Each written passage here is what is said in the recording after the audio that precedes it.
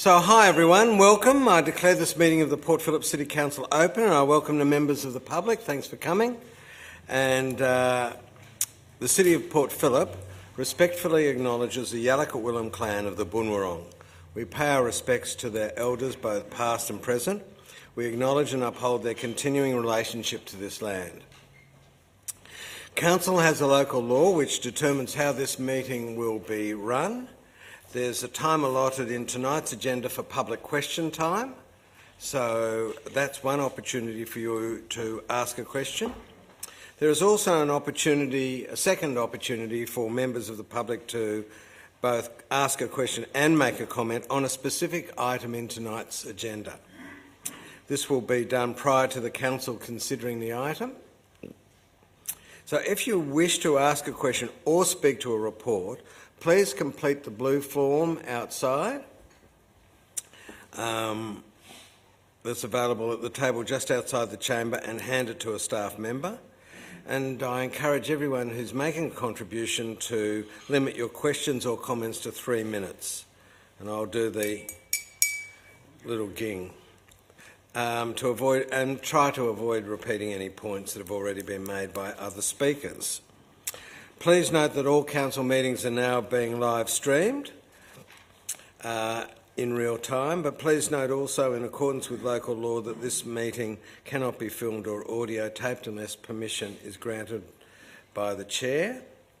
And in the unlikely event of an emergency evacuation, please follow the instructions of the emergency warden. And do we know who the emergency warden is tonight? It's Rebecca. So, let's start. Apologies. Councillors, we have no apologies tonight. Everyone's here. Minutes of the previous meeting. Councillors, the minutes of the ordinary council meeting held on the 17th of July have been circulated. Are there any questions in relation to this minutes? Can I have Councillor Pearl and Councillor Voss moved and seconded. I'll now put the motion. All those in favour? That's carried unanimously. Agenda item 3, declarations of conflict of interest. We have a few tonight. Can I ask Councillor Pearl to talk to us? Thanks, Mayor. I have 2 in relation to item 4.1 and item 9.1. So when they come up, they're both direct conflict of interest. I'll remove myself from the chamber. Thanks very much. One's direct, one is indirect, sorry. Item 4.1 is direct and 9.1 is indirect. And Councillor Voss?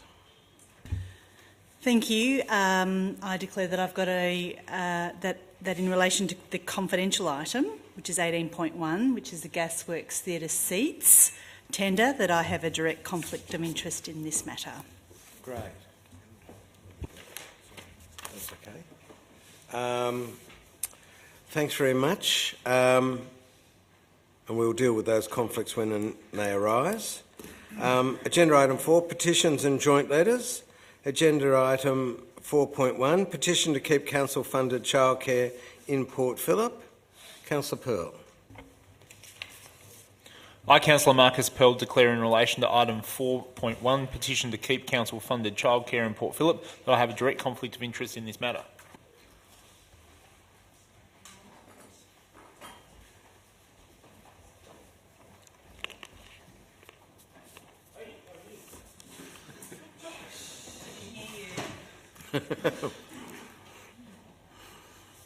So, councillors, we have received 2 requests from members of the public to speak to this item, and we'll ask them to go first. Dominic Barker.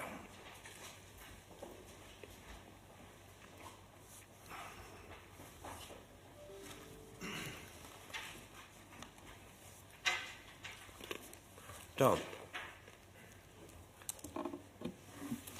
Good evening, everyone. I'm Dominique Barker. I'm a local ratepayer, mother of 2. I live in Port Melbourne, just down the road, with my husband, my 4-year-old son and 1-year-old daughter. And I'm here to present my petition to keep council-funded daycare in the city of Port Phillip. This petition to date has around 1,430 signatures, and someone just notified me that I don't have the full list of services listed, so I'd ask for those to be added, please. When I prepared this petition... Sorry, what was that, Dominique? Someone notified me before the meeting that I don't have a full list of the services added in the petition, so I just asked for those to be added. Okay. Yep. When I prepared this petition, I did so on the basis that Council was considering 5 policy options. This included option D, which involves selling council-run childcare facilities and directing the funds for other purposes. It was announced at the Childcare Forum on Sunday, August 4th, 2019, that this option was to be withdrawn and that only two yet to be finalised policy options will be presented to councillors when they meet on 4th of September. So I acknowledge that privatisation and sale of council childcare centres is no longer being considered. When my son was born in 2015, I went back to work full-time after 6 months. Fast forward to 2019, I now have both children in daycare 4 days a week. Over my career as a working parent, I have experienced 3 different types of long daycare: not-for-profit, privately run, and now community run at Port Melbourne's Boobup Womanjeka. It is worth mentioning here that my preference was for the council-run Clark Street due to its convenient location, but I could not get in because it was full. At one point, I had my children attending private centre 1 day a week and Boobup Womanjeka 3 days a week until I could get the days that were required. The price difference between the private centre and the community centre is $43 per day for 2 children, or almost $9,000 a year annually. When I go back to work full-time next year, my annual daycare bill for 2 children will be set to soar over $47,000. That is after my childcare subsidy is applied.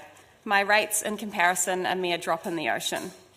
The role of the council is to provide services to the people living in the city of Port Phillip. Councillors must determine local needs and priorities. 62% of the families in Port Phillip have both parents working. Additionally, the total population of children aged 0 to 4 years is growing rapidly, set to increase by almost 30% by 2031. This provides a strong case as to why childcare is a much-needed service which should be supported by the council. These figures have been taken from your own report. If council needs to prove under the national competition policy that the people of Port Phillip need these services, existing data will definitely support this case. If we look more broadly, comparative to other OECD countries, Australia has low levels of workforce participation for women between the ages of 25 and 40, but yet we have some of the most unaffordable childcare in the world. We cannot rely on the private or not-for-profit sector to get the buildings up to code, nor should we listen to the opinions of the Ratepayers Association, many of who have no skin in the game and would be blithely unaware of the annual costs of daycare and its unaffordability. As a fellow parent, Isabel Oderberg mentioned at the CAP Forum, approximately $1 from every $100 in rates is spent on daycare, a trivial annual cost for the Port Phillip ratepayer. As for Mayor Dick Ross's comments to the media that council-funded daycare is middle-class welfare, the sliding subsidy scale which replaced the Commonwealth childcare rebate already ensures that lower-income earners rightfully receive a greater subsidy than those in higher socioeconomic groups.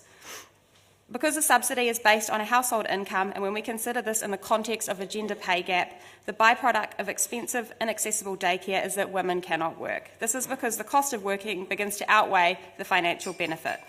Since 2000, daycare costs have increased across Australia by 97%. This is symptomatic of the shareholder pocket-lining that happens in the private childcare sector. In all, we need daycare to be run in the city of Port Phillip under the current operational model, as the council's continued involvement illustrates that they have a vested interest in the well-being of the community. I would like to personally thank the City of Port Phillip for their support of this service to date, and I hope it will continue for many generations. Please maintain your funding for both council-run and community-managed childcare centres in the City of Port Phillip. Thank you. Thanks very much.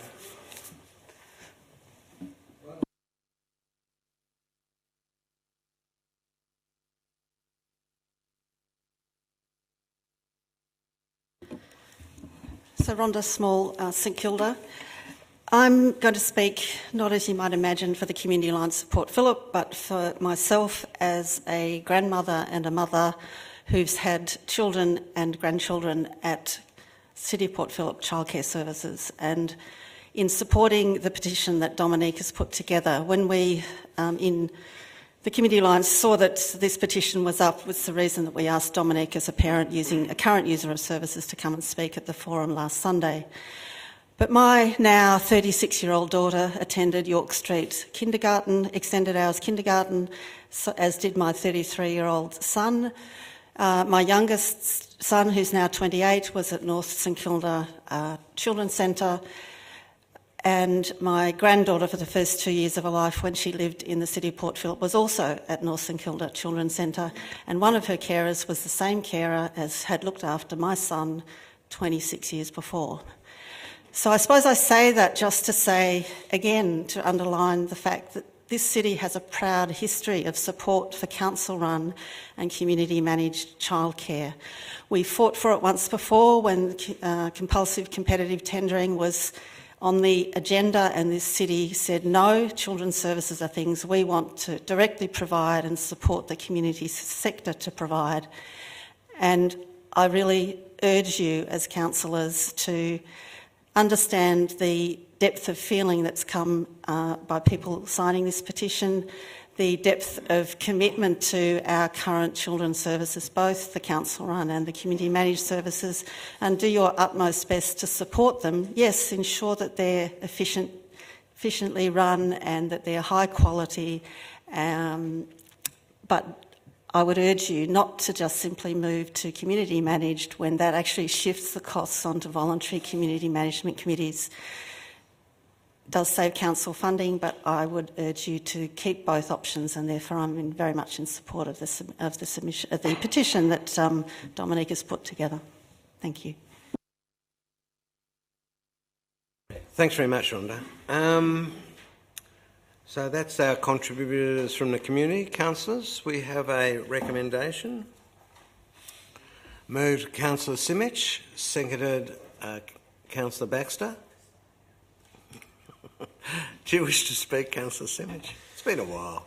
Thank you, Mayor. Yes, it has been a while, but it's nice to be back at a council meeting. I'd like to start by thanking Dominique for bringing the petition to us, and say, as a parent who has a child in one of the council-run childcare centres, that I wholeheartedly support council-run childcare centres and support the sentiments of your petition. I firmly want to work with the community to look at all of the options presented to us, but ultimately find a way for council to stay involved and to continue to provide community-run childcare. I also have to say that while I have great respect for Mayor Gross, that the comments that the Mayor's made that were referenced to today don't represent my point of view, and I know that there's a large number of different views on our council. I think, and we've seen and heard evidence and information over and over again, that the first 1,000 years of a child life are 1,000 days. Yes, it's been... all babies, we are living longer and longer. And so the first 1,000 days are incredibly important, and that we have to do everything we can as a community to ensure that we give our children the best opportunity. I said at the last council meeting when we discussed the Every Child, Our Future policy, that education really is the premise of all progress. Investing in education in our young people is really important. So I want to thank the petitioners and show my commitment and express my commitment that I want to work with the community to ensure that we find a suitable solution moving forward. Thank you. Councillor Baxter? Thanks, Mr. Mayor. Yes, also thank you to the petitioners for putting this in. This has been a tricky conversation that we've had in that we wanted to put out something for consultation that had, lots of different options on there, but I think quite a few of us knew that some of those options were frankly terrifying for many people in the community to consider, and I don't know whether they necessarily even had any political support, but they were there. They were in that options paper, and I think that has actually been, in the end, a good thing, because it has sparked a really strong community response in terms of what they value when it comes to children's services and childcare in general. So I've been really pleased to see that feedback come through and help us sharpen our focus on what we think is important in terms of serving our community. I will say that just for the officers here, no options have been formally withdrawn from consideration or anything like that. I think there just has been a narrowing of focus in terms of the kind of outcomes that we want to get. So I think that's just like a little thing we just want to get right. But thank you very much for putting that forward. I'm looking forward to continuing this conversation and how we can support the best support for the kids, basically. That's actually the most important thing here, and I think that Council has played a really huge role in providing childcare directly, and I hope that we can continue to do so, but we'll see how the conversation goes. Are there any other councillors who wish to contribute? Can we move to the vote then? All those in favour? That's carried unanimously. Thanks very much. Can we get Councillor Pearl back in? Agenda item 5, sealing schedule. Councillors, we have no documents that require sealing. 6, public question time. So we have 2 people with public questions. Can I ask you to read out state your name and suburb before you ask your question? First one is Rhonda Small.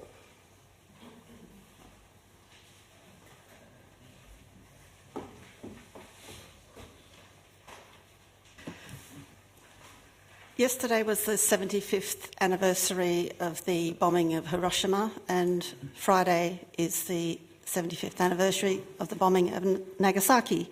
So I thought it was appropriate to get your views on the question of whether this city has considered, is considering, would like to consider endorsing the ICANN cities appeal, which is an appeal that ICANN has put out to all cities and towns in countries that have not signed the Declaration Against Nuclear Weapons. 18 cities and towns in Australia have already signed, endorsed this appeal. The City of Melbourne, City of Moreland, City of Yarra Ranges, City of Yarra, City of Darebin are the ones I can think of from Victoria.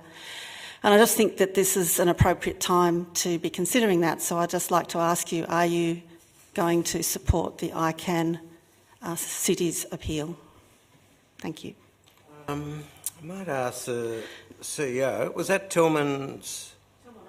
Yeah, Tillman drafted that, did he? Yes, and I think, in fact, David Brand may have a piece of... Sorry. David Brand, you might have the piece of paper that I came in with, but I didn't have when I came to here, which actually has the words of the appeal. Can I suggest we'll take it on notice? Yes, and fine. We'll take it on notice and seek advice from the Shall CEO. I send a copy of the appeal tomorrow? Or? That'd be great. No. Okay, I'll send it tomorrow. Send it to all councillors and That's the CEO. it. We have it. Terrific. Is that because I left it somewhere? Somebody found it. Thank you. Oh, good. Well, that's what I meant to hand over, so thank you. Did Tillman arrive there? Oh, right. Okay. Brenda Forbath.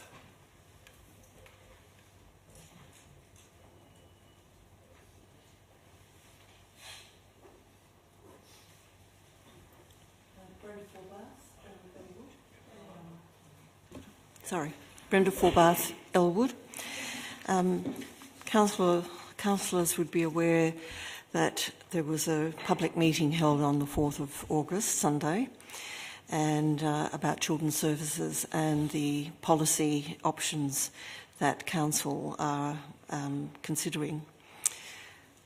An outcome of that meeting on Sunday was a resolution, and I want to read it into the transcript, but it's got a question attached to it, appropriately, as this is question time. I'd like to know if Council is going to support the contents of this resolution.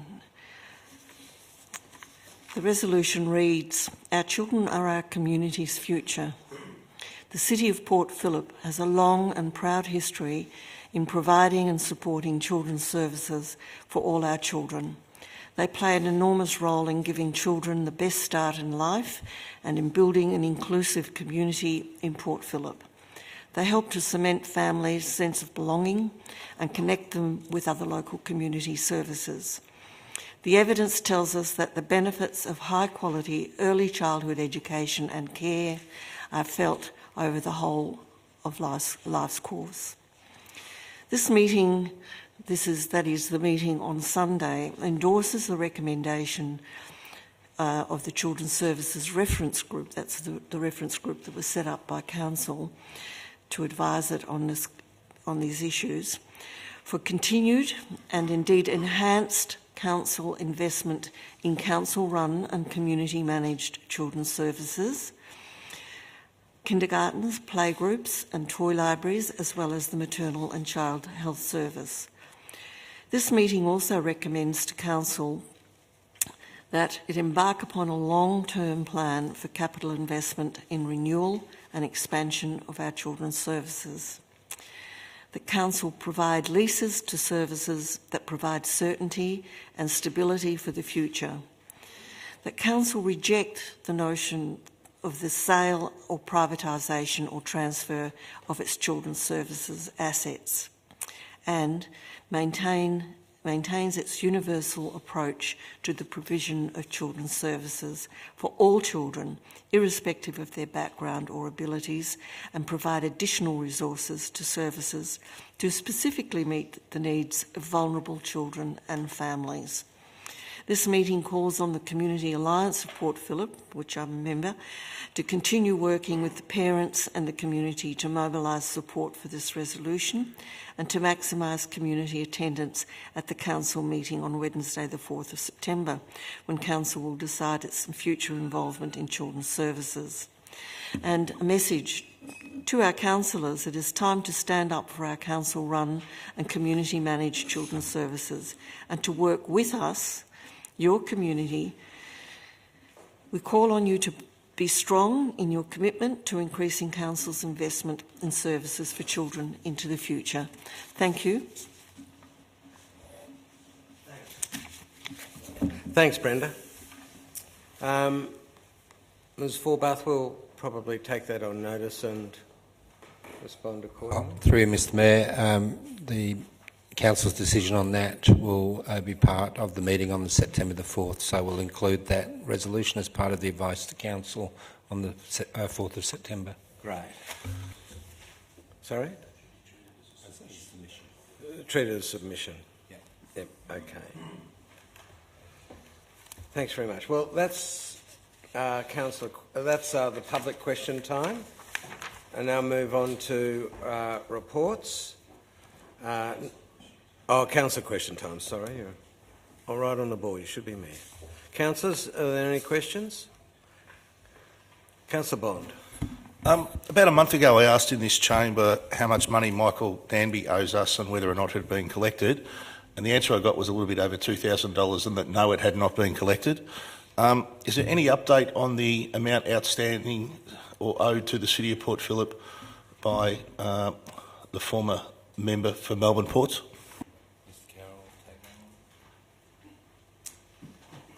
Mr Carroll?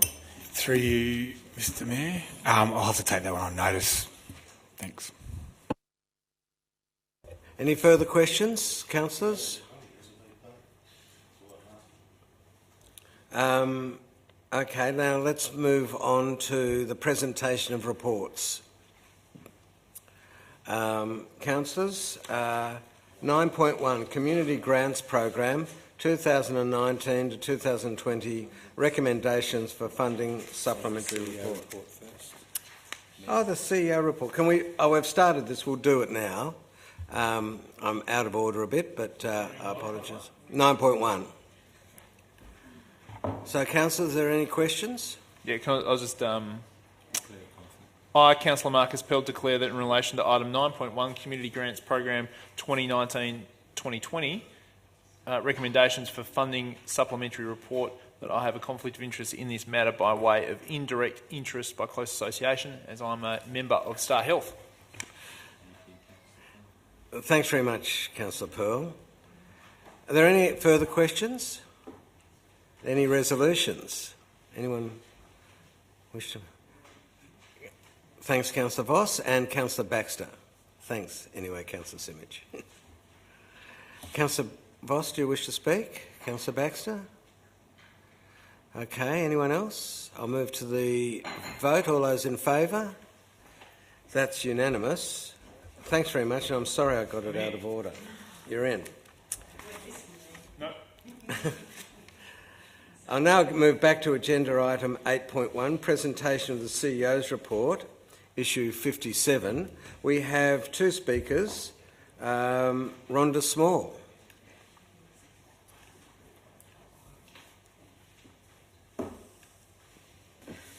Rhonda Small, St Kilda, and I apologise, this is the last time I'm going to sit before you tonight, but I did want to make it worthwhile coming.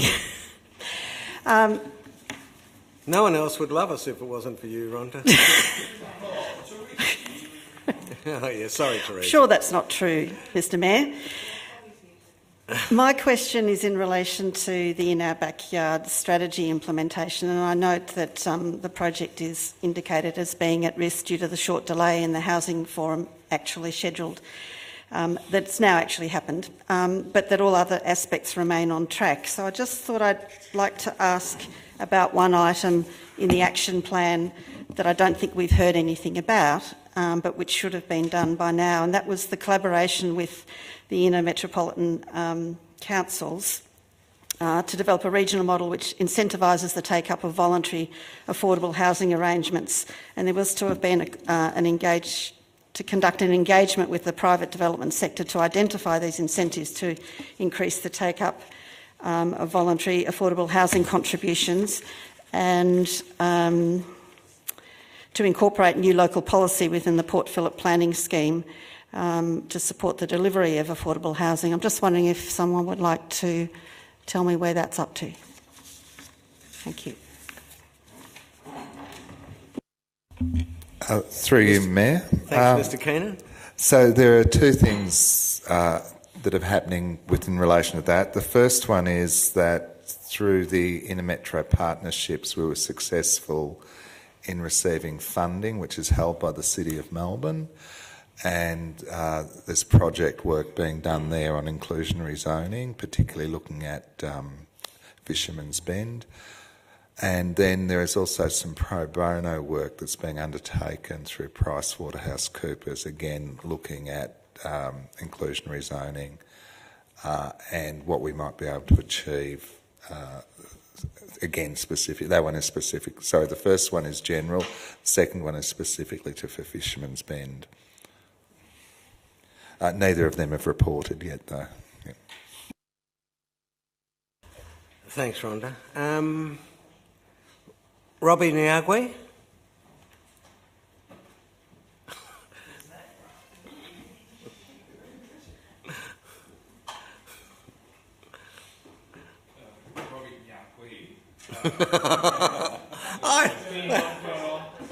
We're getting closer and closer, and I'm here to give you some love too. So, I'm talking on getting acclamation from my fellow colleagues, and you undermined it. Very sad. Here on 2 points in the CEO's report. Firstly, just quickly on the Peanut Farm Reserve Sports Pavilion upgrade. It's still listed as on track, though. Obviously, originally for April, it's now August. In the report here, it says it's going to be completed in August, but then in the actual text, it talks about certain aspects being completed in September. So again, I guess raise the point that I raised last month around the confusion this kind of causes in the community in terms of communicating what's actually happened. I understand that these things can take longer than anticipated, but again, it sort of says it's on track and it says everything's fine, but if you look at the CEO's report over the course of 6 months, the deadline has continually extended. The other issue is in relation to In Our Backyard. Again, in the action plan, it originally says that the housing forum would occur in May. In this report, it says it was originally going to occur in June and it's been scheduled for July, which I understand has now happened. Again, these continually moving of the goalposts means it's difficult for the community to understand if something is in fact off track. And I think particularly in terms of In Our Backyard, there's obviously a lot of concern. We're 4 years into the current plan and not a lot has happened. So I guess one of my curiosities was around the governance model, which I believe was presented to Council back in March, or at least was targeted to in the action plan. I'm curious to know what options have been considered and whether the option of continuing the current governance arrangement that's been in place for, I think, over 15 years is being considered actively. And again, broadly, whether Council are going to sort of update some of this reporting so it says that certain things are in fact off track. Thank you.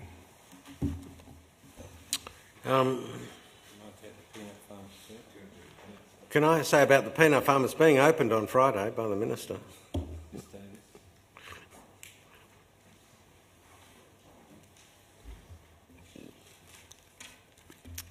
Through you, Mayor, I acknowledge that there are 2 dates listed in the report.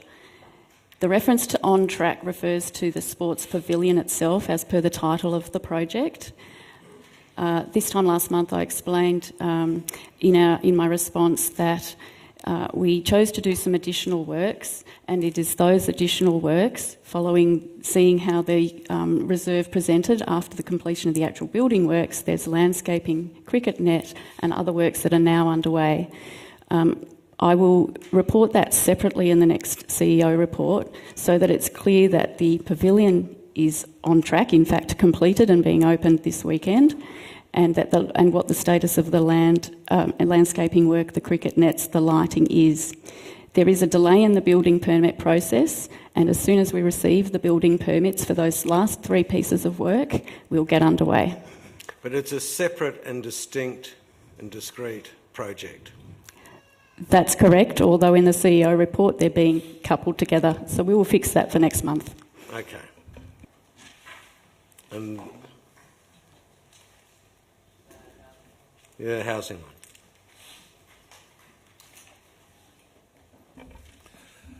one. So in relation to In Our Backyard, yes, as you pointed out, the Housing Forum meeting was held in July.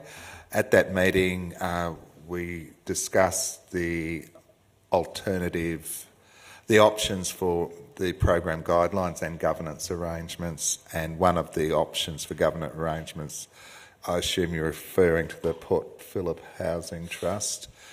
That's an option that is presented along with a range of others. We got feedback at that forum and we'll take that into account, and we'll be bringing something to Council shortly on the governance arrangements for Council to make a decision. Thanks, Mr. Keenan.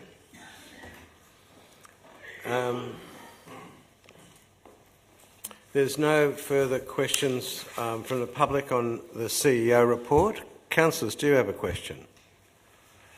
Okay, I'll go with Councillor Copsey first and Councillor Voss. Thank you.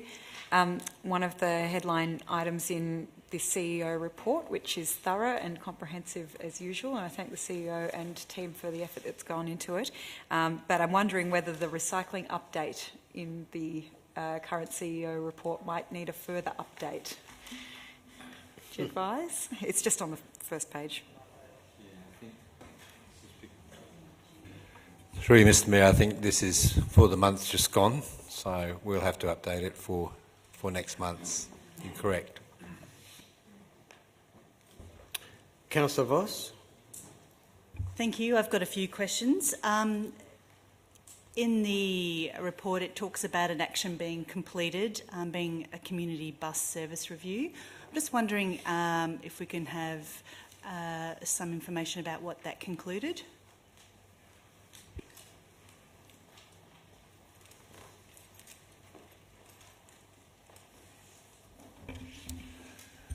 Through you, Mayor.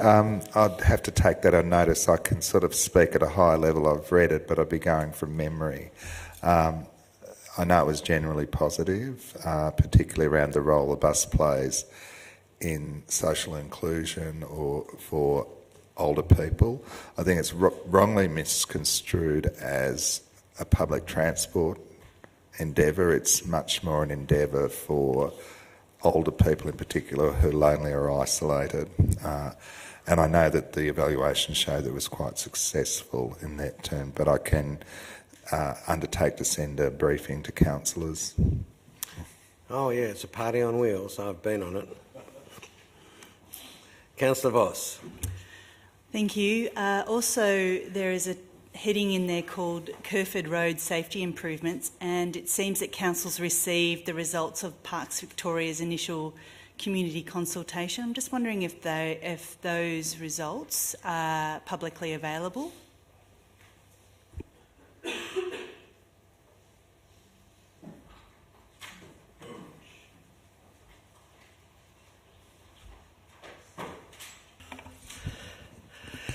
Through you, Mr Mayor, there was some information provided on Parks Vic website, but the carriage of that project has moved to DELP, and I note it's no longer on the website. I understand that it will be provided to the community soon, that it is scheduled to be provided to people who provided feedback in the community.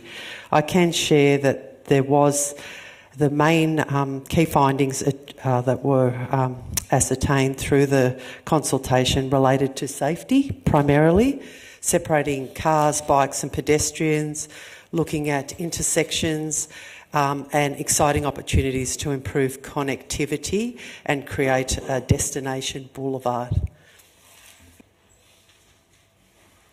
Councillor Voss. Thank you, Mayor. I just noticed that there's quite a lot of blanks in the figures. Given this is a report to the end of June, just wondering why there are so many blanks in the figures for this year. Through you, Mr Mayor, yes, there are unfortunately a few figures that are blank at this point in time. The financials and the LGPRF measures are actually undergoing audit this week, and we felt that it was really important that as the numbers aren't fully verified yet, that it would be inappropriate to publish them in a formal public document. And we're hoping that these should be confirmed by the auditors by the end of this week, and those numbers will be finalised and published in the report of operations that comes back before this council on the 4th of September. However, I agree that it is confusing, and that I think in future times, if the numbers are missing or blank, we'll put a small note which outlines the reason why. Thank you. And some extraordinary figures, just wanted to point out. One is the participation per capita for sport. It's gone from 19%, 18% over the last few years to this year being 31%, which I think is a huge jump or a big change. Just wondering what that might be related to. Girls playing footy. Mr Trail.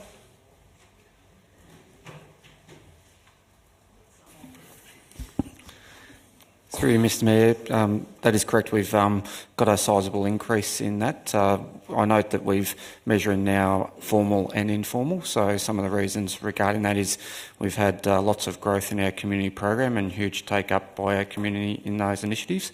We've also had significant growth in female and junior formal sport. We're also better capturing data from all our sports clubs that sort of allowing us to promote the figure we've done there, which is on the back of huge investment by this council over the last 4 years around getting our facilities in improved state with pavilions and infrastructure like lighting and sports service upgrades. So that's on the back of a lot of that work that council's done. Thanks very much. Sure, Councillor Brown. Sorry, Mr Trail. I think you're getting you've just got yourself another question. I just wanted to ask you what the informal sports were that have been included in that, or how does that get included, and so what are we adding? Through you, Mr Mayor.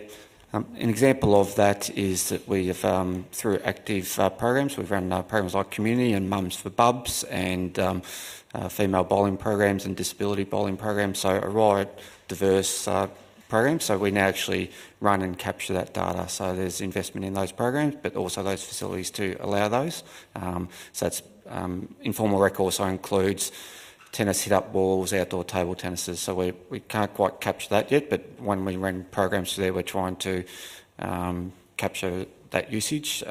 Another success has been our investment in outdoor gyms over the last 5-6 years, which has seen a noticeable increase in people doing active fitness outdoors. Great. And Councillor Pearl? Thanks. Just in relation to the legislative items there, the breaches, the privacy breaches, and particularly in relation to the payroll breaches, just wondering, is our payroll system to employees paper driven, or is there an online tool that's being used perhaps to give notices to employees rather than the paper system? There seems to be 4 pretty serious breaches there that would have been avoidable with an IT fix, I would have thought. Through you, Mr Mayor, we do have an electronic system for providing pay slips. Some of these incidences are related to ex-employees requesting additional information and mail-outs. So, but in general, from a week-to-week perspective, pay slips, etc., are provided electronically. Councillor Voss? So, just go to a negative figure. The satisfaction that the community have indicated for the year for our planning team has dropped yet again. It's now the lowest it's been at 50%, where our target's greater than 80%. Given that we've implemented quite a few changes and improvements there, and that we've probably got some more to come, just wondering, why is it that we think that the community thinks so poorly of our planning services?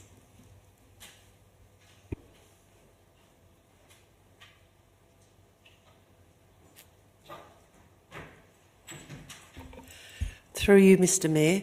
First, I'd like to just point out that unfortunately the figure should have read 60%, which is a better result, but your point still is valid. It is below our target, which we wanted to be closer to 80%. It measured the combined results of average good and very good, and comparing the 2 years, it is a bit lower.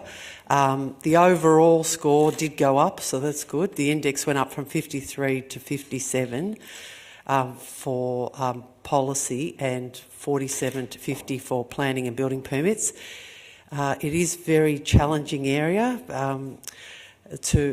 We are investing heavily in customer experience program, working with mum, dad developers, with architects and the staff to improve the experience for all those people who do apply for a planning and building permit. We are a high density city. Planning and building works does impact on people's livability as much as we try to minimise that. But it is a goal of ours to increase that, and we'll be working very hard over the next 12 months. Thanks very much. Any further questions? Can we move to resolution? Moved Councillor Voss, seconded Councillor Copsey. Do you wish to speak, Councillor Voss? Yeah, thanks, Mayor. I really think the CEO report's a fantastic opportunity for the community to see transparently what's going on, and also for us councillors to actually get an update on many of the reports. So I'd just like to thank the organisation for putting this together each and every month. It's been going for a little while now, quite a few years, and we actually heard today that there is a number of other councillors that have actually plagiarised this report because they're providing benefits to their community as well, and I certainly welcome that. So while I have pointed out a couple of negative things, I have to say, looking at, say, the sustainable transport options in the report, last year it was 65% were tracking. This year it's a massive 74% people actually making more sustainable transport options an everyday part of their life. I think that's a huge jump. And I'd also like to congratulate the organisation on 2 things that we've been tracking quite closely the last few years, and that's the maturity of the asset management and also the project management. To see them improve in this year's result is really a terrific thing, and I know the organisation's worked very hard to get there, so I'd just like to do a bit of a call out and say well done on that. Councillor Copsey? Here. Echo all of that, Councillor Voss, and I would like to thank the members of the community who are using this report to do exactly what it's intended, scrutinise the activities of council, certainly take on board the feedback tonight around communication of project timelines and so on. I think In officers' defence, often there are planned changes to timeframes which are effected for budgetary or practical reasons and can mean that the project deadline is extended and therefore it's still on track, but perhaps we can consider ways that we can communicate that in future so that it doesn't appear that things are just sort of arbitrarily being changed. Thank you very much, though, for highlighting the use that it represents to the community, and again to the officers for the diligence in preparing this. It's a really great resource. Okay, any further contributions? Let's move to the vote. All those in favour? That's unanimous. Thanks very much. Agenda item 14.1, outcomes of the Audit and Risk Committee meeting. There are no speakers from the community. Sure. Thank you. I'm just wondering, there's some information in this report that it's generally high level, but I'm wondering if there's any information about the EBA update that can be shared in this forum, or is that...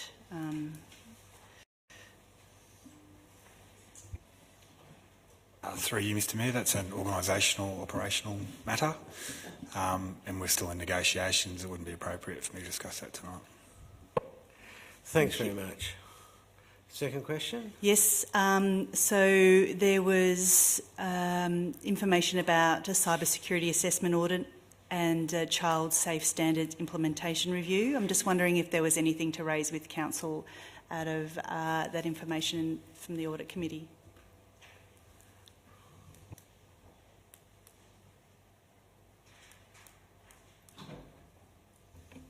Through you, Mr Mayor, on both of those items, if Council wished, we could do a briefing tonight on those two particular internal audit items.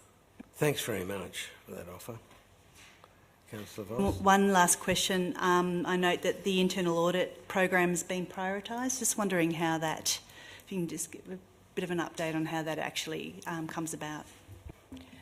Through you, Mr Mayor, each year in about May, we have a strategic workshop with our Independent Audit Committee that the Audit Committee considers a range of strategic and operational activities that are facing the Council, and also reviews the Council plan at that period of time. We also have a document which is known as the Audit Universe, which looks at the range of services that are provided by Council and the different types of assurance that are provided through our internal audit function, but also other bodies. Using all of that information and looking at the trends of previous audits and the findings, management, working with the Audit Committee and our internal audit providers, put together a program which consists generally of 6 internal audits and around 4 core compliance activities. Thanks very much. If there are no further questions, I'll ask for a resolution. Moved Voss and Copsey. Do you wish to speak? Just briefly, just to say that I'm a member of the Audit and Risk Committee along with you too, Mayor, and I do believe this is one of the most important committees that we sit on in terms of having oversight of everything that the Council does. I welcome this report. At least we get some transparency, even though it's at a high level. Councillor Copsey? Speakers against? Move to the vote. All those in favour? That's unanimous. Thanks very much. We now move to some discontinuances of roads. So 14.2, proposed discontinuance of road abutting 24 Dundas Place, Albert Park. See you later, Brenda. Moved Councillor Voss, seconded Councillor Pearl. Speakers against? All those in favour? That's carried unanimously. 14.3, proposed discontinuance of road abutting 285 to 287 Inkerman Street and 3 to 7 Nelson Street, Balaclava. Question, please. The question is, the road construction contains bluestone, and I noticed in the report that it hasn't been resolved how that'll be dealt with. I'm just wondering, as it's not included in the valuation, just wondering is the process around that? Through you, Mr Mayor, it is to, as part of the current road discontinuance policy, is that needs to be assessed and valued from what council believes it's worth, and that's added to the value of the road, and that's still yet to be done. Great. Thanks very much, Ms Murdoch. Another question? Councillor Baxter. Thank you, Mr Mayor and Councillor Voss. So my question is, you know, in most of these cases it's pretty straightforward in terms of that the road is no longer reasonably required for general public use. I've read this report and I'm still not entirely sure what sort of tests are done for reasonably required for general public use. Is it literally just public use as a road? Or were other public uses, if the road was discontinued but the land not sold, considered? That's a bit of a tricky question. Through you, Mr Mayor. Generally, what comes up is it's to be looked at as a road, so we take into consideration the neighbouring parties and what that road is used for. If it's any doubt that it is being used by the public in any way as a carriageway, it will not be considered for sale. But otherwise, that is the consideration at that point. So I was curious about the sewer abandonment and a new sewer being installed. I haven't seen that before. Is this common, and what are the risks to council? Are there any? I have to take that on notice because it's also a new one for myself. Yeah. Thanks very much, Ms Murdoch. Councillors, if there are no further questions, do we have a resolution? Oh, sorry, we've got a quickie. Are we sure on the valuation? I couldn't find them. I think it's 528,000. So it's that's a lot of money, but it's a fairly large size of land. So are we sure we're actually disposing this asset for a reasonable market value? Through you, Mr Mayor, all of our road parcels are independently valued. So we are sure that that is the value of that road. Thanks very much. Okay, do we have a resolution? I'll move it, and seconded by Councillor Voss, the Gross and Voss. I don't wish to speak at this stage. Councillor Voss. Councillor Baxter? I'm going to speak against. Okay. Yeah, look, I've had a bit of a think about this. This is quite a large amount of what is currently public space. We are about to go into a large process of, we're currently in it and talking to our community about a future open space strategy and how we're planning on using our open space and how we're planning on making sure that in a rapidly densifying city we can use as much open space as efficiently for the public use as possible. I'm a little bit worried here that, look, in a lot of these cases, it's 6 square metres or something like that that's already fenced in someone's land. It's not really an issue. This is different. This is quite a bit bigger. That we've only tested to see whether it is useful as a carriageway, and I think I would like to vote against this and have us consider this as part of an open space, and give a real strategic view as to lots this large, and that's the reason why I'm voting against, and I think we should. Councillor Pearl? I'm voting against it also. I just don't think it represents fair market value at what.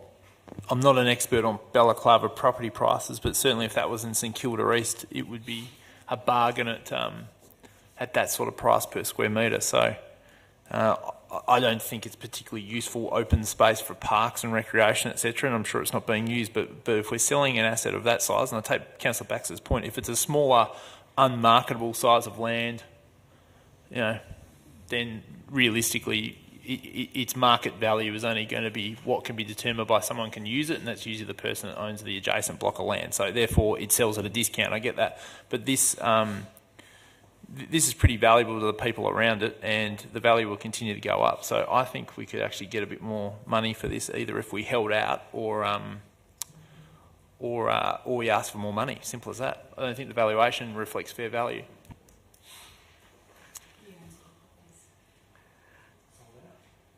Anyway, are there any further speakers? I'll close by saying I think. Sorry, do you want to?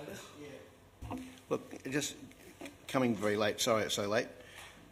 Those are two concerns that concern me, and they're enough to make me think that there are questions that maybe need to be looked at or explained again, or so I think I might vote against it in the sense of deferring it. Do you want to move a motion of deferral? What's the difference? We've got to move in a second. We've got to move in a second. Don't we have to? Well, I could foreshadow a motion to defer it. Okay. That's what I'll do. Okay, so that's been foreshadowed. I'll close if there's no further contribution. So I think it's good that we have this conversation in public about these sales. I feel deeply regretful for every one of these sales because I agree that we get a relatively small amount of compensation and we're losing some part of our property inheritance. So I absolutely regret these. But the countervailing argument is that we've sold them for years and years, much to my chagrin, because there's no real useful purpose for them unless there's a public carriageway, you know, they link the suburb, or they are a public carriageway to garages in the back. And this one doesn't appear to be either of those.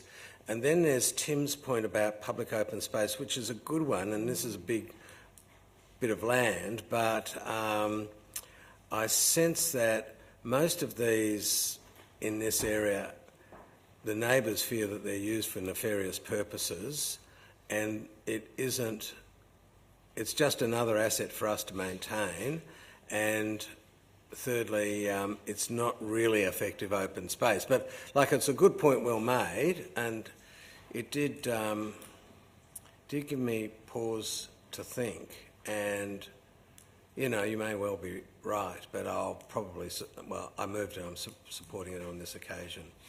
But this is a really important conversation for us to have. I really regret all of these sales. I'll move to the vote. All those in favour? All those against? Declare it lost. Councillor Brand, you've got a foreshadowed motion to defer? Yes, I don't know exactly how to word it, but to defer it. Sorry. We've already voted on it. There's always an opportunity for officers to bring it back. Just bring it back. Yeah, we'll just bring it back. We can. And let's have a bit of a chat about it. We can. Mayor, if I may, I think it would be useful to incorporate the 2 points raised about the valuation and also other possible uses. So an officer's bringing it back, it would be good for them to look at those things. So potentially a formal resolution where we ask for those things to be looked at before it's brought back to council is a good one. Yeah, so... I'll just check the wording on that.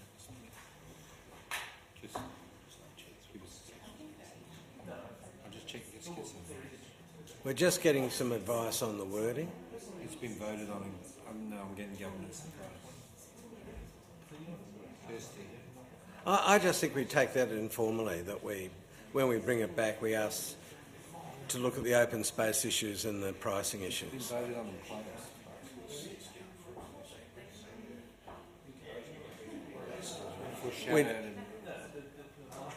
I think it will come back. Just give us 1 second. We foreshadowed a motion to defer.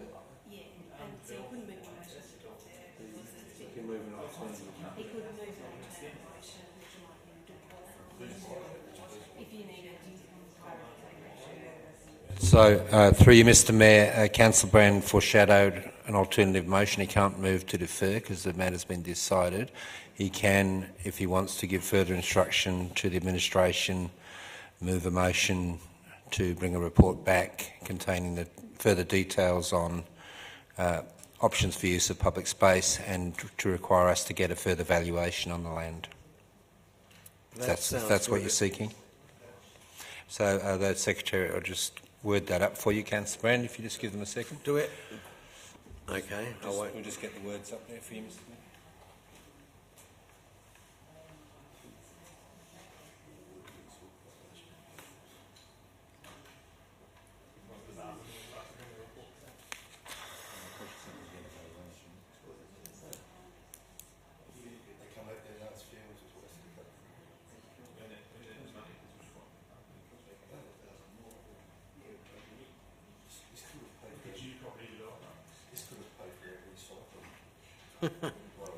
So you've got it there.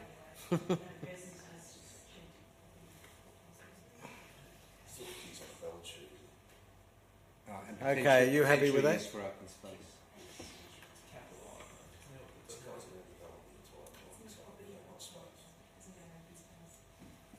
I think that was the question, could it be used for public open space? That Councillor Baxter wanted more. Put a swing in there. Is that satisfactory with you, Councillor Brand? Before Councillor Brand moves it. Councillor Copsey wishes to ask you a question of clarification, I think. Councillor Copsey? My question is just that maybe rather than just simply open space, other community use, which might be a little bit more flexible. Could include open space, but also potentially other, you know.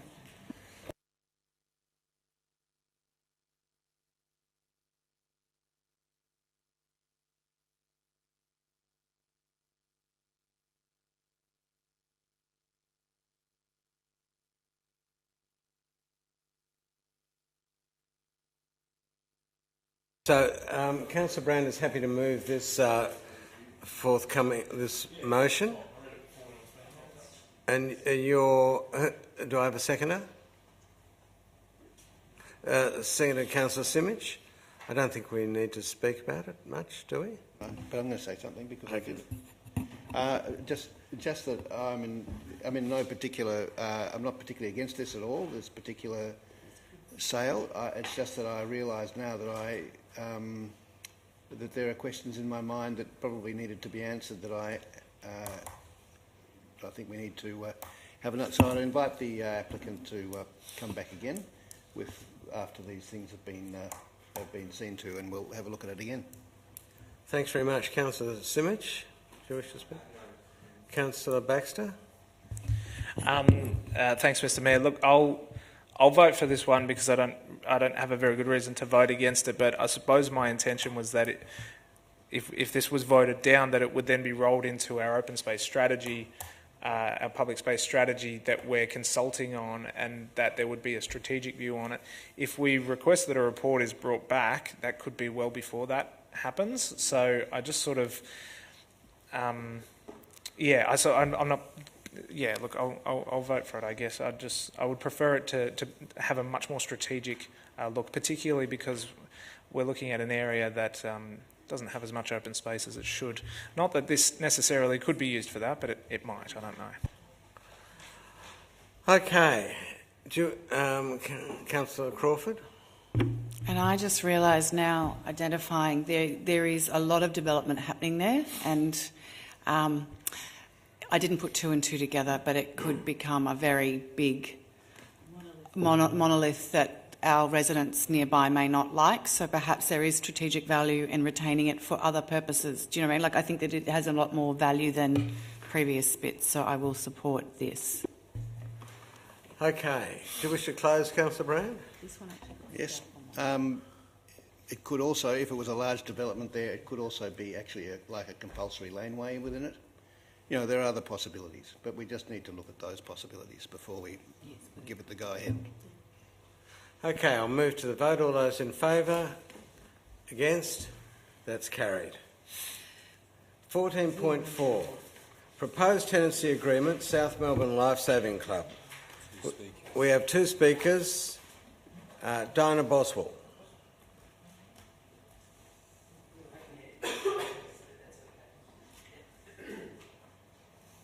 I'll just preface it with, we thought Andy was going first. Sorry, could I ask you, Dinah, could you put your microphone on and read your name and suburb into the... Yeah, was that okay? Thank you. Sure. Andrew, if you could read your name and suburb into the record, please. Good evening, Andy Graham from South Melbourne. I'm Secretary at South Melbourne Lifesaving Club. I've been a member there for 10 years and acting as Secretary, actively involved in this project for over 3 years now. Can I first of all say that we appreciate your support of our club and of lifesaving in general in City Port Phillip. It's obviously very important to us, and we're very grateful that you choose to invest your money in lifesaving. I'm here to support the recommendation contained in the report, the recommended option. In relation to the non-preferred option, the centralised management model, we were deeply concerned around the details of this arrangement. We were facing significant increase in costs, tens of thousands of dollars, and it was compounded by a reduction in the ability to actually raise funds to offset that. So we were of the opinion that it was not a financially stable solution for us, a sustainable solution for us. And further, it may also have had issues around unintended consequences around that were contra to the intended purpose of supporting lifesaving in the area, in so much as that if we needed extra time to run a course or someone else doing a lifesaving related activity, we would have had to have paid for that, which would have inhibited the ability for us to deliver those services. So we're very concerned about that. In relation to the preferred option, the single lease, the principles that we discussed with the officers very early on around community access and building maintenance, we agreed wholeheartedly with them.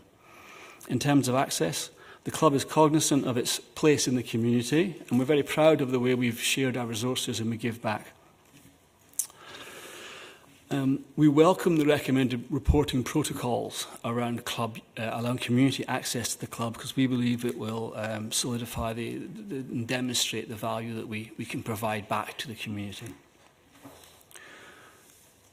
Furthermore, we believe that the club managing the access rather than a centralised management system would allow better utilisation of the building. Historically, we've been able to have 2 or even 3 community groups on site at the same time because we understand what the requirements are. We can have someone on site. And our intention is to have an on-site or a near-site building coordinator to allow that flexibility for a wide variety of people to access the building. In terms of the maintenance, we support the programmed maintenance approach to ensure that this fantastic new building is properly maintained and we get to enjoy it for as long as possible.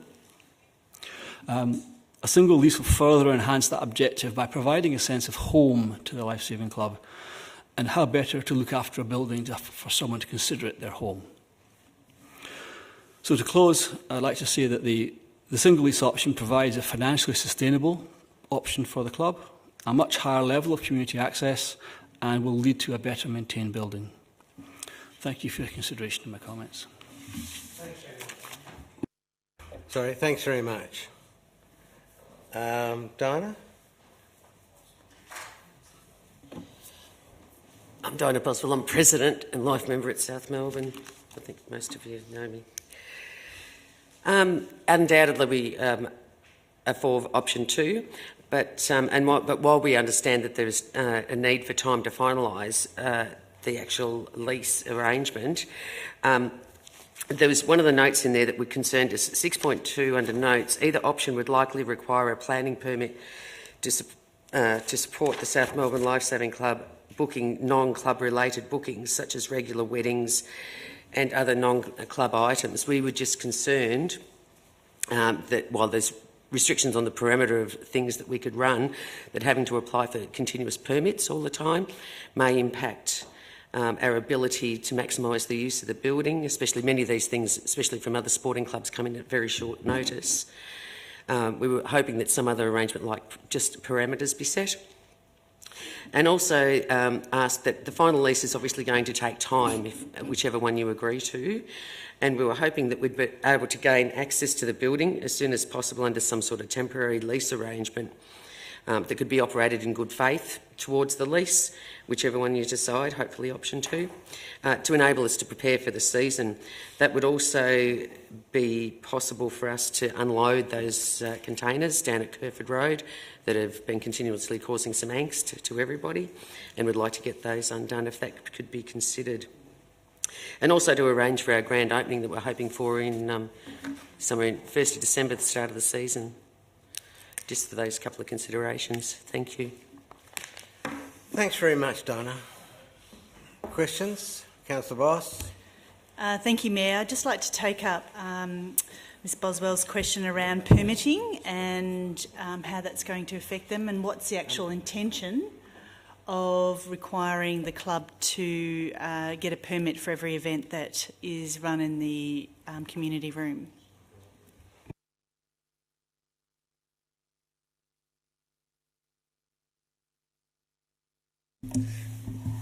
Through you, Mr Mayor. Ms Murdoch will help me if I get it wrong.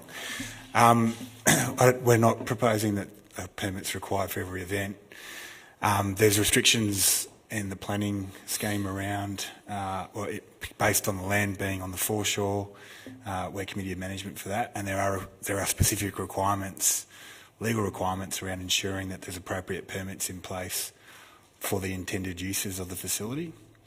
If the Lifesaving Club wishes to use it for certain things, not all of those things like commercial events, for instance, depending on the scale and number of them, may require planning permits or a planning permit.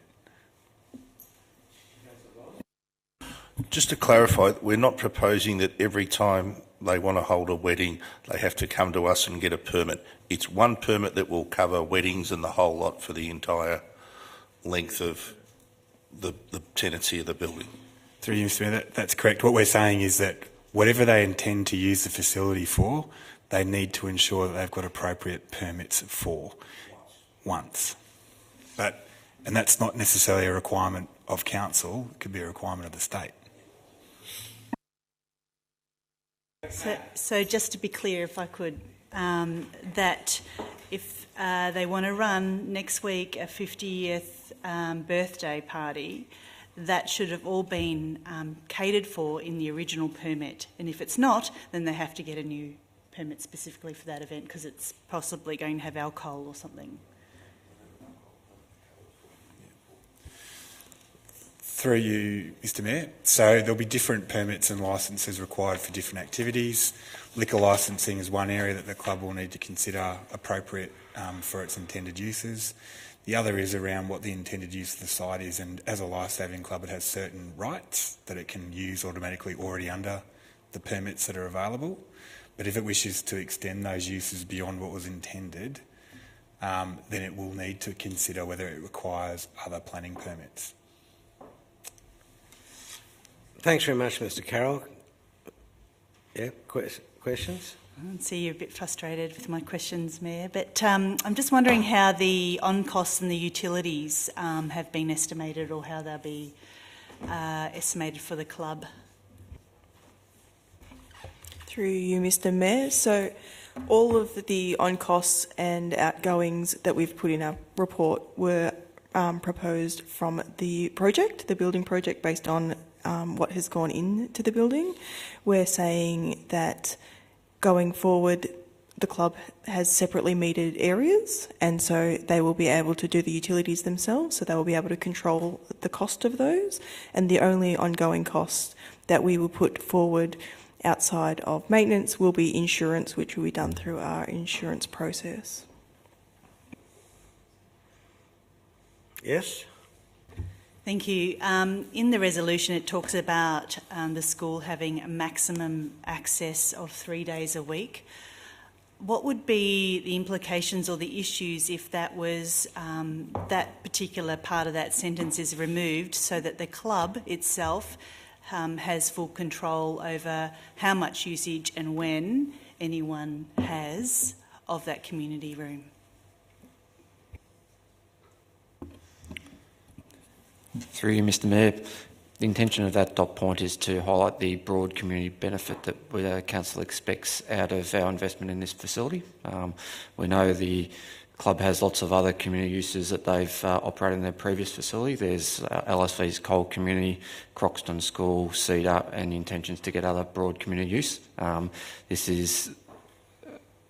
This 3 days a week is consistent with the original use of that particular group of the previous facility, and what we think is a fair and reasonable approach to allow access to that facility, but also broader community benefit. The intention is to get the facility used as much as possible, as highlighted by Mr Andy Graham.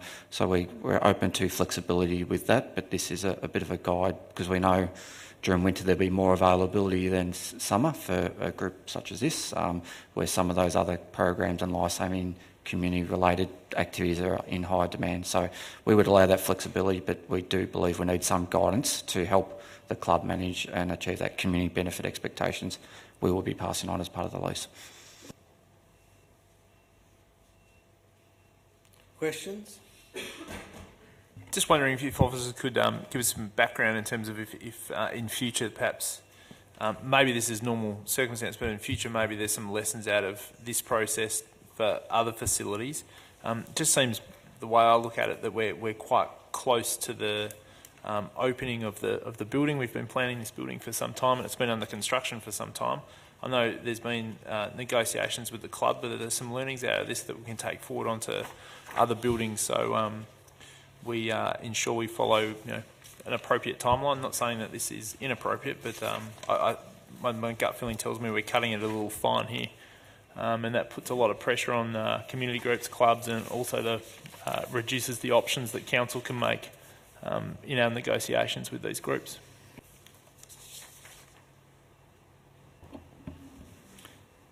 Through you, Mr Mayor, there are some lessons learned that we can do. We will schedule that sort of once we've got an arrangement in place, but we'd look to hold a lessons learned around that so we can implement it for our next key project, being the Murphy Reserve Pavilion, where we've got a single governance entity going into that pavilion. So we'll apply our learnings from that into that process. So there's agreements well in advance. Okay, I sense we're close to accepting a resolution. Does anyone want to wish to... I'll move the officer's resolution if you're seconded, Councillor Bond. Are there any speakers against? I'd like to move an amendment. Sure. And that is the officer's recommendation minus a couple of words. And that is in the second dot point, just remove including maximum school use of up to 3 days per week.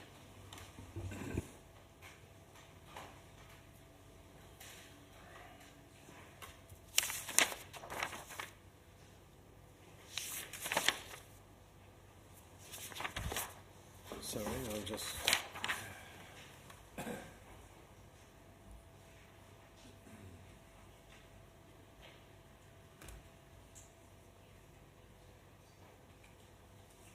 Is there a seconder for that amendment?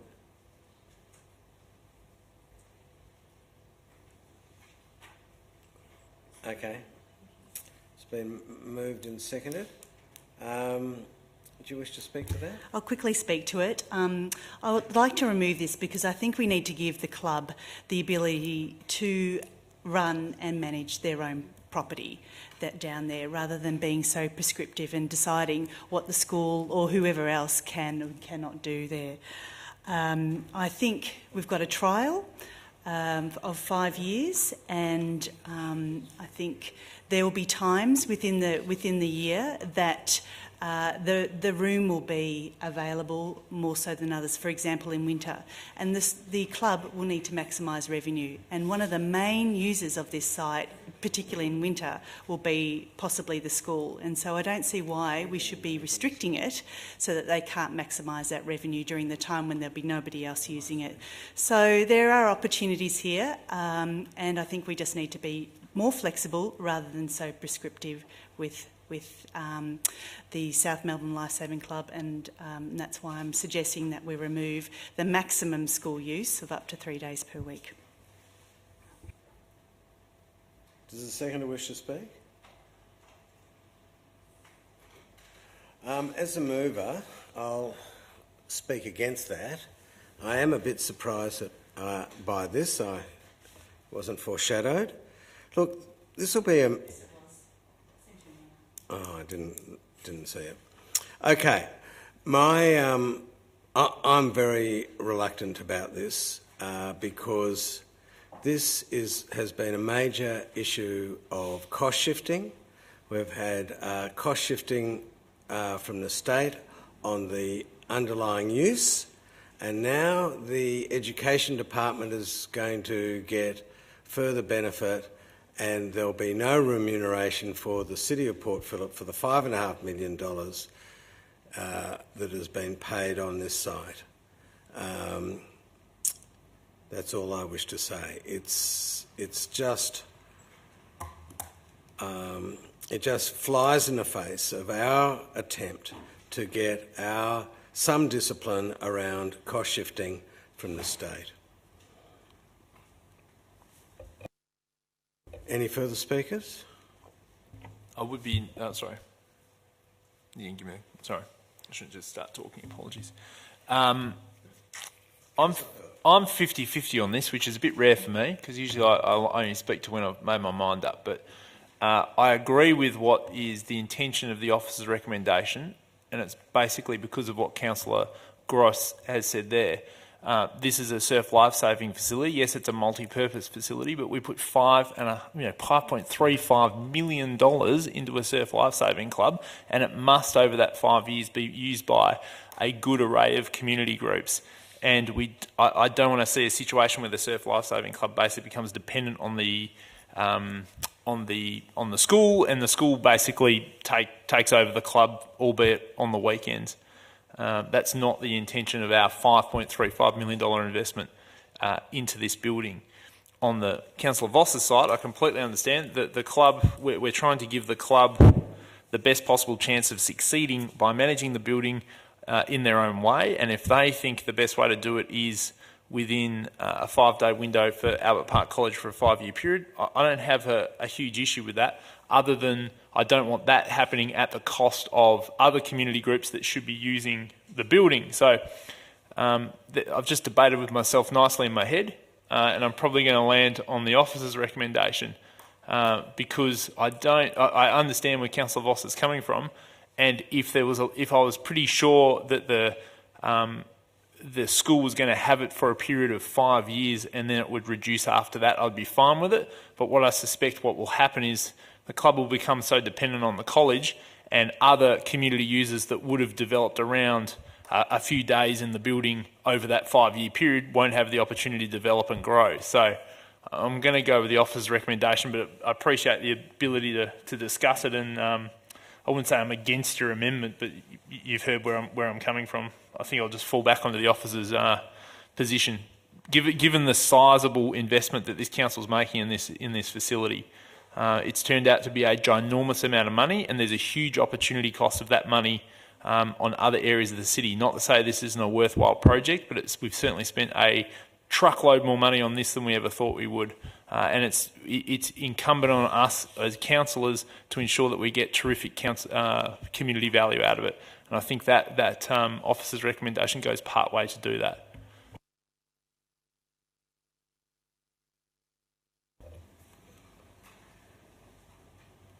Councillor Brown. Councillor Pearl is joining me on the 50-50 club. You're captain of the 50. You're captain, yeah. I'm going to give you a fence post for your next birthday. Look, we should have thought about this actually before we got into the actual resolution. We should have been debating this before and getting some technical advice on it, I think, because I think what Councillor Voss is really after is that it might have worked, for instance, if it was an average of 3 days a week over whatever, because there must be some days when an extra day would be just perfect and it wouldn't be upsetting the apple cart because it wouldn't be allowed to be, there'd be fewer days on the next week or whatever, however you wanted to do it. There'll be other ways of doing this. And now we've got a resolution which I think I will support because I think I think maximum freedom of the club to actually work out how to do it is important. But yes, it would be a real problem if it became just the Lifesaving Club and a school and not a whole lot of other things. I mean, maybe, I don't know if we can foreshadow some other version of it, of this idea, some other wording that would actually allow more flexibility but actually also at least restrict the full use of it to ensure that the full use of it was enjoyed by more than just two organisations. Councillor Copsey. Can I ask a clarifying question of officers? Should this be lost and the officer's recommendation stand as the substantive motion? I understood from Mr. Trail's answer before that the intended definition here is not to be to not be strictly applied in the week, and whether there is a non-substantive edit to the wording that could clarify that. For example, as Councillor Brand just said, including so maximum average school. Yeah. That's your question. Is there an editorial that could? Can I ask Mr. CEO to... Through you, Mr. Mayor, I've just got to check the wording of the resolution versus what we can negotiate in the lease. I'll ask Mr. Carroll. So I think if I'll just get Mr. Carroll to assist me here. So if the officer's resolution stands, Mr. Carroll, would we be able to negotiate on that direction from council an average of 3 days or up to? How would we interpret the officer's resolution? So it's currently worded including maximum school use of up to 3 days per week. On average. So could we take that as a direction to do on average, or would we need that word on average inserted in this resolution? I think we need it in the resolution. Okay. Thank you. I'll just then foreshadow that should this motion be lost, I'll propose a further amendment to include the words on average. We're going to micromanage this. Any further speakers? I'll move to the... I don't think you get a close on an amendment.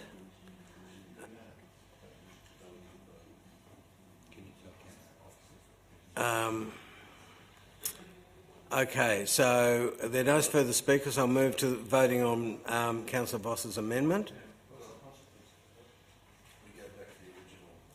If it's lost, we go back to the original. If it's amended... Sorry. If it's lost, you go back to the original and then Councillor Cops is for sharing another amendment. Okay. All those in favour of Councillor Voss's amendment?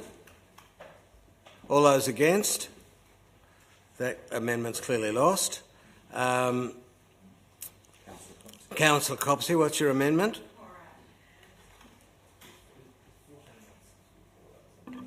So,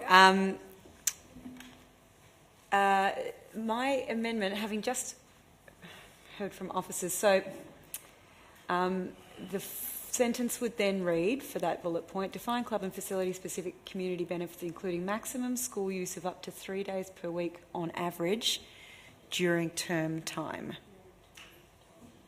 During school term time. Now, okay, isn't that the same as what we've got up there?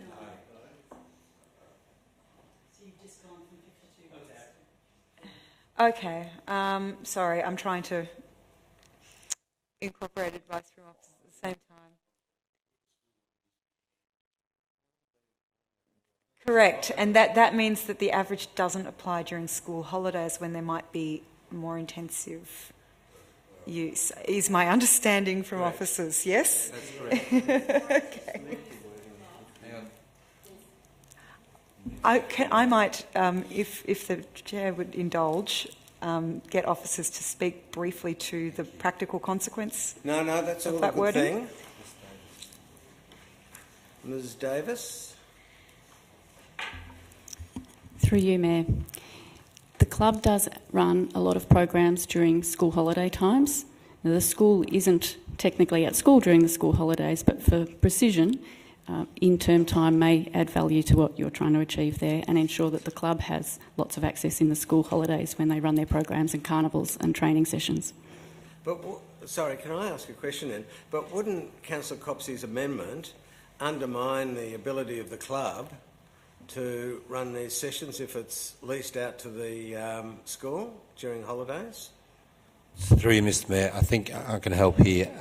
So the amendment as I read it means that it's an average of 3 days per week during school term time. In the school holidays it would be up to the club to determine whether they wanted to lease that totally to themselves or to Albert Park College if they're not using it. So the constraint on 3 days per week on average would not apply to school holidays. That's the intent of the resolution.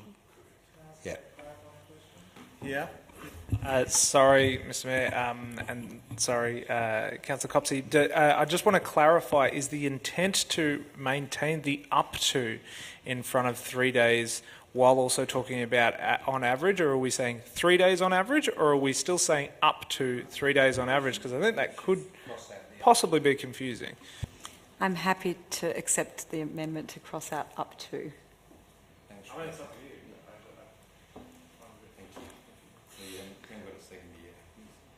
Less words is better. Thank you.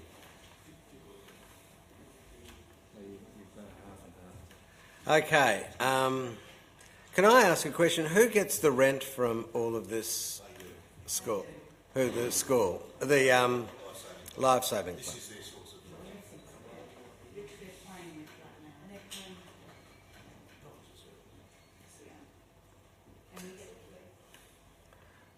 Okay, so there's the amendment. Is there a seconder for the amendment? Senator Councillor Bond. Councillor Copsey. Okay, so yes, thank you, Councillor Voss, for raising this issue.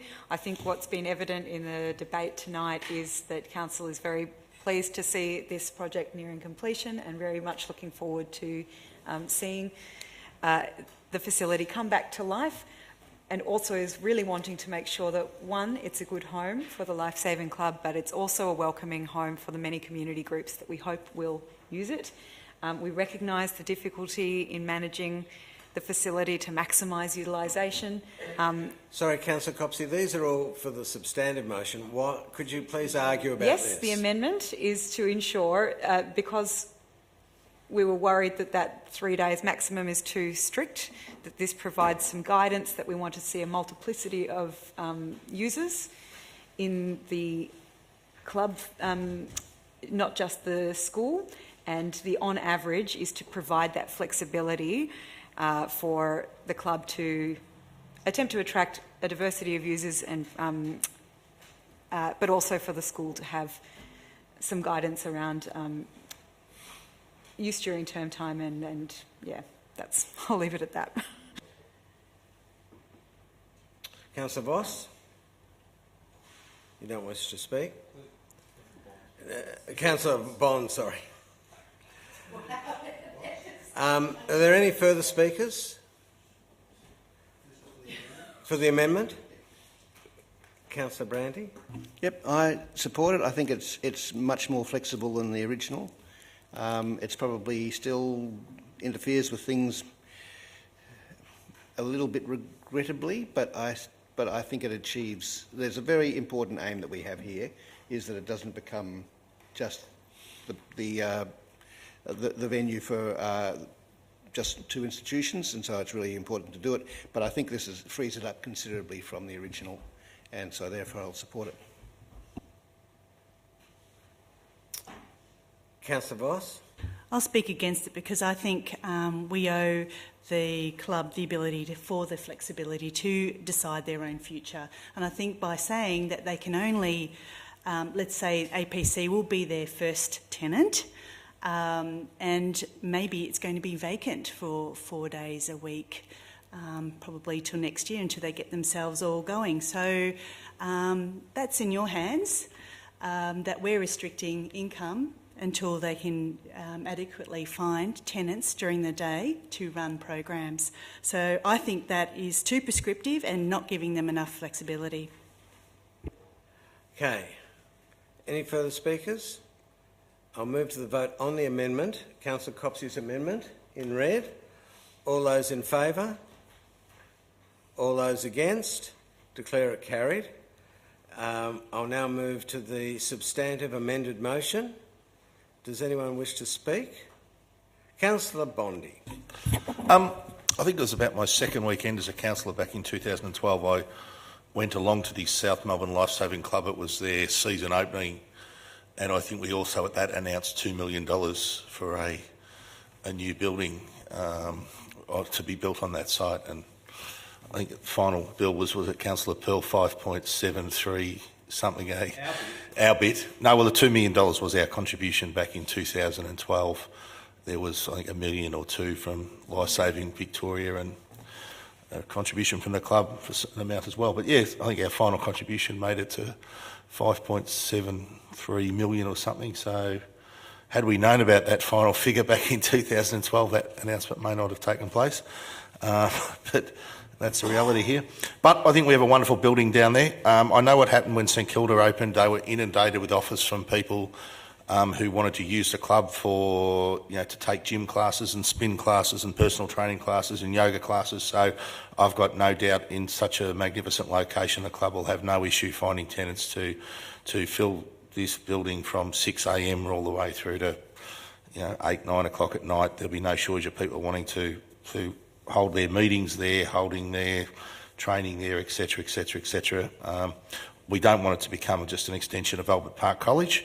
We want it to be a building for the entire community of City Port Phillip, in particular that area of South Melbourne, and capping the school to 3 days a week on average, maximum, whilst during the school term, I think that covers everything, will allow other community groups to use and get access to this wonderful building. And the income goes to the club. Thanks very much, Councillor Bond. Any further speakers? Councillor Pearl. Thanks very much. I had the pleasure a year or two ago of going to the Life-Saving Australian Championships Awards dinner, and it was obvious the great performance that South Melbourne put in at that event, because they won a lot of trophies on the night I was there, and that gave me a new perspective on what the club does from a sporting and recreational point of view, and I wish the club every success moving forward. But what I would do is ask the committee of the club to set very firmly in its principles of the use of this building and the future of the club, that it's part of an overall ecosystem which is reliant on the community around it, and council's investment into this building is significant and it's ginormous, and there is a duty on the club to ensure that ratepayers get value for this building, not only through the terrific work they do from a emergency services point of view, and no one would doubt that, but also in terms of integrating the use of that building to the community. Ultimately, you are the custodians of that building, and we wish you all the very best with it, but we would ask you, I would ask you as a councillor to ensure that as the years go by, that principle remains maintained at the committee level, so as people change, etc., people understand the the huge investment that the ratepayers of the City of Port Phillip are making in the future of this club. Councillor Copsey. Thank you. I appreciate Councillor Voss's concerns. I think everybody around this table wants to see maximised utilisation. That's certainly something that councillors are going to have an ongoing interest in once the building is open.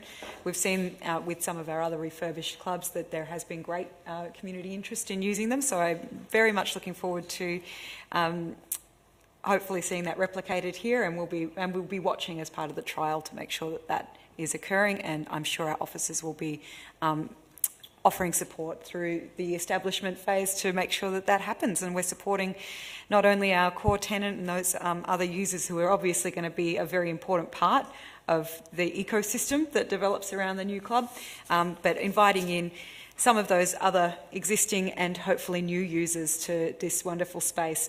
I rode through twice today on the new bike path that's just become more accessible, which is very exciting. It's looking very fresh and green at the moment. It's very exciting day by day to see the scaffolding coming back and the fencing starting to move closer in as we get closer and closer to the day that this new facility will be open and accessible to the public, and I'm very excited about it.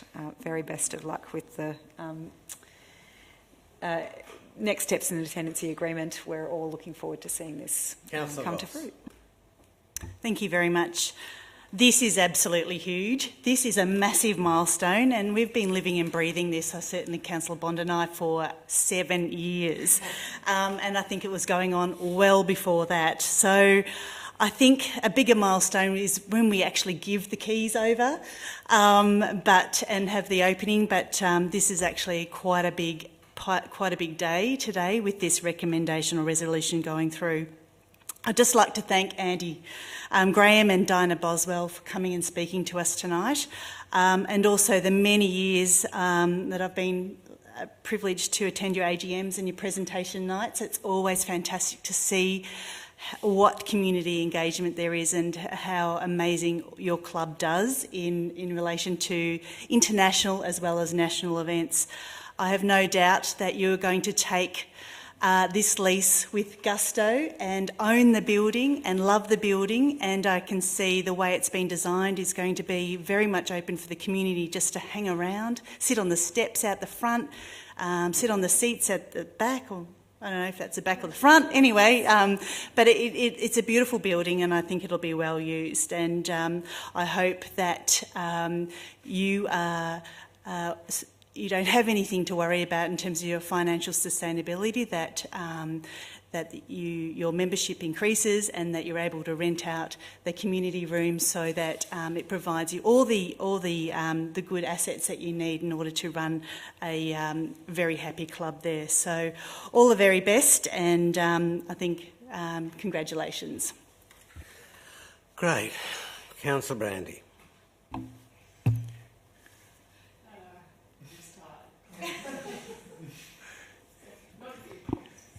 We're never tired of you, Brandy. No, I'm very extremely pleased that we've got to this point. It has been a traumatic trip in many ways, but I want to, even speaking as an architect, want to go back to what the club is really about, which is the people, rather than the building, and remembering back to the, I guess it was a Nippers event that I attended at the end of 2016, which was just the most amazing event. About 1,000 kids on the beach. It was like, and my introduction to the club and the culture of the club was, it was like this giant, magnificent family, very family sort of feeling with 1,000 kids. That's all. With I think President Boswell as a sort of the house mum. It was just the most fantastic feeling, and I think with the Secretary and Andy Graham's point that this model that we've chosen, or they've asked for, or whatever, however we got there, but the model that we've chosen actually does give them that chance to feel like they are in a home, that it is their home. I think that's really important, and I look forward to the club rebuilding itself into this building. as a sort of a big, beautiful family that just does stuff magnificently on the beach there. So we look forward to seeing all of that and being down there and seeing how it all works. It'll take time, but I'm sure that it'll thrive again. Thank you very much to everybody. Any further speakers? Look, I might just say two things. This club and Elwood have the biggest nippers program, I reckon. And Port Melbourne does? They're in the top three. They're in the... Oh, well, that was wrong. But, you know, it is a club famous for its nippers and community involvement. And this other thing it's famous for is that it's sort of got the only open water swimming race that we can do in the city of Port Phillip. And I do it. And my challenge every year is not to come last. And yeah, but that's not in Port Phillip. And it's completely undoable by fat old mares. So I'm grateful for that. And I go in every year, and so far and so, well, you can't drown there. It's like you can run. Touch wood. Yeah, and it's a great community day, and I haven't come last yet. Okay, let's move to the vote. Unless you want to close. Councillor Bond? Okay, let's move into the vote. All those in favour? That's unanimous. Thanks very much. Okay, agenda item 15, notice of motion. Councillors, we have no notices of motion. 16, reports by councillor delegates. Councillors, do we have any reports from councillor delegates? 17, urgent business. Councillors, do you have any items of urgent business? And I sense that it's no. Councillors, agenda 18 is confidential matters. We do have 2 confidential items tonight.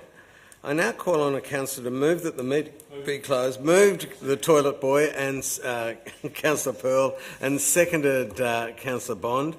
All those in favour? Against? Declare it carried unanimously. I now call on... we must wait now until the gallery has been cleared, the door is closed and live streaming stopped.